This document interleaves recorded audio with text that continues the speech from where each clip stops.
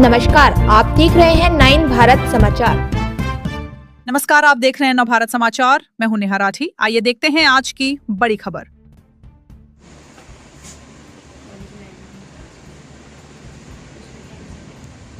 असम के विश्वनाथ जिले में 2026 की high school परीक्षा में असम में दूसरे स्थान प्राप्त आकांक्षा भूया को जिला आयोग कार्यालय में सम्मानित। विश्वनाथ जिले के हवाजान अंबिका रॉय चौधरी नेशनल स्कूल की छात्रा आकांक्षा भूया, जो चेनी चंद्र भूया और चित्रलेखा बरुआ भूया की बेटी 2026 में पूरे असम में 2026 की हाई स्कूल परीक्षा में दूसरा स्थान हासिल किया। उन्हें आज विश्वनाथ जिला आयोग कार्यालय में फूलों की गमोछा और एक शराई देकर सम्मानित किया। जिला आयोग लक्ष्मीनंदन चहारिया ने उन स्कूलों के प्रिंसिपलों को भी सम्मानित किया जिनके छात्रों ने परीक्षा में बेहतरीन नतीजे हासिल किए। इस बैठक में विश्वनाथ के जिला आयुक्त लक्ष्मीनंदा चहारिया, सहायक कमिश्नर शिक्षा विभाग कविता बोरा कोवर और जिले के अन्य हायर सेकेंडरी स्कूलों के शिक्षक भी उपस्थित रहे।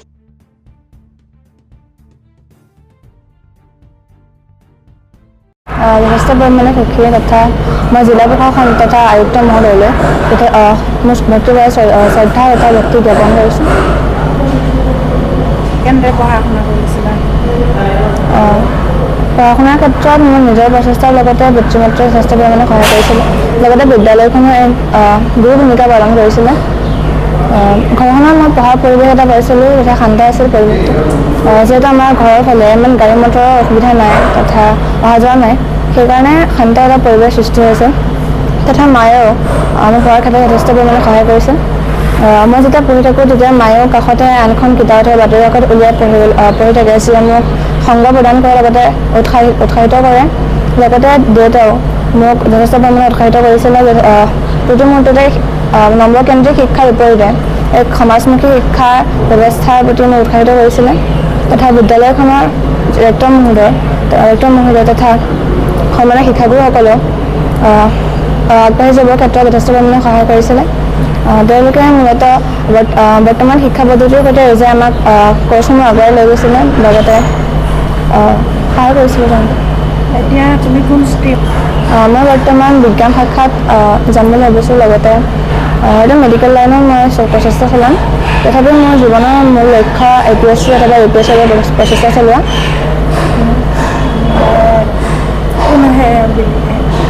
মানে ক'ত ল'বা এডমিশ্যন?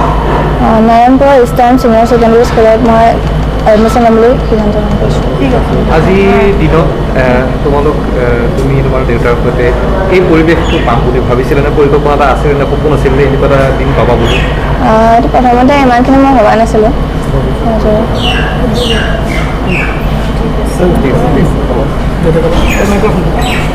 কি হিচাপে আজি আপোনাৰ কেনেকুৱা অনুভৱ হৈছে? আপোনাৰ জীয়ৰীয়ে যিহেতু এই জিলা প্ৰশাসনৰ পৰা এই বিশেষ এটা অনুষ্ঠান কি ক'ব?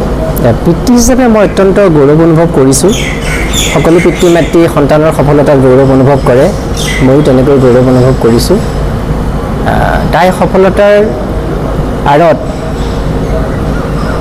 বিভিন্ন কাৰক আছে। সেই কাৰকবিলাকৰ এটা মাধ্যম মই নিজেই হ'বলৈ পাই বা মোৰ পত্নী বা মই নিজেই হ'বলৈ পাই মই অত্যন্ত গৌৰৱ অনুভৱ কৰোঁ। দৰাচলতে তাই হঠাতে ভাল হোৱা ছোৱালী নহয়। তাই ক্লাছ 1ৰ পৰাই তাই এটা আমি ধাৰাবাহিকতা দেখি আহিছোঁ, যিটো নেকি সঁচাই প্ৰশংসনীয় আছিল। কিন্তু বৰ্তমান সময়ত যেতিয়া আপোনাৰ ষ্টেণ্ড কৰাৰ সংখ্যা কমি গ'ল, 3টালৈ হ্ৰাস পালে, তেতিয়াতো টাৰ্গেট কৰাটো নিয়মতে এইটো এটা দুঃসাহস হ'ব। আমি ইমান এটা আশা কৰা নাছিলোঁ, হয়তো মোৰ সন্তানেও তেনেকুৱা এটা আশা কৰা নাছিলে। এই ক্ষেত্ৰত আমি যিমান পাৰে সিমান এটা শৈক্ষিক পৰিৱেশ ঘৰখনত দিবলৈ চেষ্টা কৰিছিলোঁ। ঘৰত এটা পঢ়াৰ পৰিৱেশ সৃষ্টি কৰিছিলোঁ, যাতে সমাজমুখী শিক্ষা ব্যৱস্থাৰে বিশ্বমুখী হ'ব পাৰে ছোৱালীজনী। সেই ক্ষেত্ৰত আমি অত্যন্ত সজাগ আৰু সচেতন হৈ আছিলোঁ। যিখন আমি বিদ্যালয়ত তাইক শিক্ষা গ্ৰহণৰ কাৰণে পঠাইছিলোঁ, অম্বিকাগিৰি ৰায়চৌধুৰী জাতীয় বিদ্যালয়, সেই বিদ্যালয়খনে এটা সুন্দৰ শৈক্ষিক বাতাবৰণ ছাত্ৰ ছাত্ৰীসকলক দিবলৈ সক্ষম হৈছে। এয়াই নহয়, তেখেতসকলে 2018 চনতো অসমৰ ভিতৰত 4ৰ্থ স্থানত ষ্টেণ্ড কৰাবলৈ সক্ষম হৈছে। এখন বিশ্বনাথ জিলাৰ ভিতৰত মই ভাবোঁ এখন অত্যন্ত সফল আৰু বাস্তৱমুখী বিদ্যালয়, যিখনে ছাত্ৰ ছাত্ৰীসকলক আকৰ্ষণ কৰিব পাৰিছে আৰু অভিভাৱকসকলকো আকৰ্ষণ কৰিব পাৰিছে। মই যেতিয়া তাত এডমিশ্যন দিছিলোঁ তেতিয়া মই যেন এটা নিৰাপদ জোনত ছোৱালীজনীক মই থৈছোঁ এনেকুৱা এটা অনুভৱ কৰিছিলোঁ। বাস্তৱ ক্ষেত্ৰত দশম শ্ৰেণীৰ পৰীক্ষাত সেই ৰিজাল্টটো আমি পালোঁ, পাই অত্যন্ত আমি উৎফুল্লিত। এই ক্ষেত্ৰত মই শিক্ষাগুৰুসকলকো মই আন্তৰিক শ্ৰদ্ধা আৰু কৃতজ্ঞতা জ্ঞাপন কৰিছোঁ। কি ক'ব, বৰ্তমান সময়ত দেখা পোৱা যায় যে ছাত্ৰ ছাত্ৰীসকলৰ ওপৰত আচলতে শৈক্ষিক যি মানসিক হেঁচা, সেই মানসিক হেঁচাই কিন্তু বহু ছাত্ৰ ছাত্ৰীৰ জীৱন ধ্বংস কৰাৰো কিন্তু কিছু উদাহৰণ দেখিবলৈ পোৱা যায়। সেই সন্দৰ্ভত আপুনি এগৰাকী সফল পিতৃ হিচাপে সেইসকল অভিভাৱকক কি ক'ব? মই বৰ্তমানলৈকে সফল পিতৃ বুলি মই অনুভৱ কৰোঁ, ভৱিষ্যতটোৰ কথা নাজানো। মই এখন উচ্চতৰ মাধ্যমিক বিদ্যালয়ৰ অধ্যক্ষ। মই বহু ছাত্ৰ ছাত্ৰীৰ লগত অহৰহ থাকোঁ। মই নিজে অনুভৱ কৰোঁ ছাত্ৰ ছাত্ৰীসকলক আজিকালি অতিৰিক্ত কিছুমান বোজা আৰোপ কৰা হৈছে। আমি অভিভাৱকসকলে সন্তানক বুজাবলৈ যাওঁ, কিন্তু বুজিবলৈ চেষ্টা নকৰোঁ।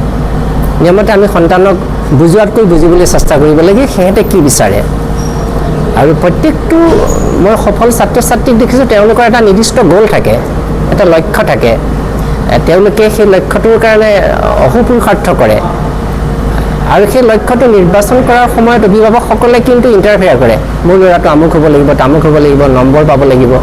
গতিকে এইটো নকৰি মই ভাবোঁ অভিভাৱকসকলে সন্তানক এটা পৰিৱেশ দিয়ক, ঘৰত এটা শৈক্ষিক পৰিৱেশ সৃষ্টি কৰক। তাতোতকৈ ডাঙৰ কথা হ'ল সন্তানক সময় দিয়ক। আজিকালি মই সকলো সন্মানীয় অভিভাৱকক এটাই কথা ক'ব বিচাৰোঁ, যিবিলাক পিতৃ মাতৃয়ে সন্তানক সময় দিব পাৰিছে তেওঁলোক সফল।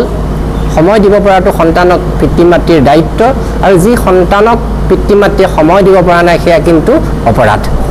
সন্তানক আমি সময় দিবই লাগিব, সিহঁতৰ লগত আমি সিহঁতৰ মনৰ ভাৱ বুজিবলৈ সময় কটাবই লাগিব। তেতিয়া মই ভাবোঁ আমি যিবিলাক সমস্যাত বৰ্তমান সময়ত ভুগি আছোঁ তাৰে 50% সমস্যাৰ সমাধান আপোনা আপুনি হৈ যাব।